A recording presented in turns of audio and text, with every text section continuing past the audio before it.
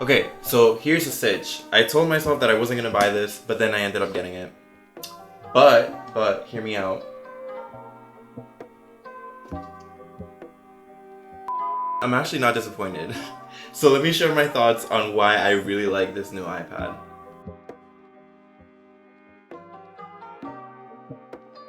Alright, just a heads up, this video is going to be pretty quick because I just want to talk about the main features that are important to me and why I decided to upgrade to the new iPad Air. So on a scale of 1 to 10, how mad would y'all be if I told y'all that this was actually just an empty box? Okay, so before y'all get mad at me, I'm going to talk about why I went out to buy this baby.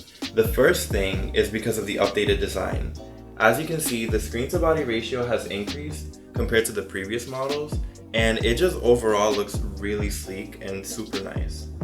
Although I definitely wouldn't recommend using the new iPad without a case because at that point you're just asking for it. So another reason why I got this thing is because of the fact that it actually has USB-C. I have a MacBook Pro, so it's easy for me to transfer data between my iPad to my Mac. I know that I could AirDrop information, but if I ever wanted to do any backups or anything like that, it's just a lot easier when you can just plug in your iPad to your computer without needing any type of extension. The only downside to this new iPad is the fact that it doesn't have Face ID. I've been used to Face ID since the iPhone 10 came out, and it's just really convenient to be able to tap the screen and open it. But with Touch ID, it's just one more thing that I have to remember to put my finger there, and that doesn't sound right.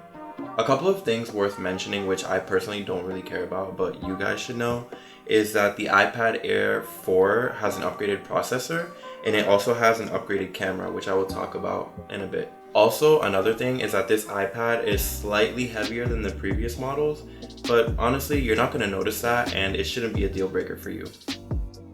The new iPad Air has Apple's new A14 Bionic chip, a powerhouse with a 6-core design and an integrated quad-core graphics processor. Apple claims that this chip allows the new iPad to be 40% faster in CPU performance and has a 30% improvement in graphics compared to the iPad Air 3. Also, the camera quality has been improved with this new iPad, featuring a 12 megapixel back camera and a 7 megapixel front camera. Other changes include a lower aperture, live photos with stabilization, focus pixels, smart HDR, and better panorama picture quality. And regarding video quality, this iPad is capable of shooting 4K videos with up to 60 frames per second, as well as slow motion videos in 1080p with up to 240 frames per second. And lastly, when I found out about the sidecar feature, I really had to get this. I always have my iPad when I'm using my laptop, so being able to have a second screen, especially as a software engineer, is very handy. Sidecar is also available with iPad Air 3 and other iPad models. Thank you guys so much for watching this video. I hope you enjoyed it. Please let me know what your thoughts are on the new iPad down in the comment section. And also let me know if you guys want a review video on the new Logitech Folio case for this iPad.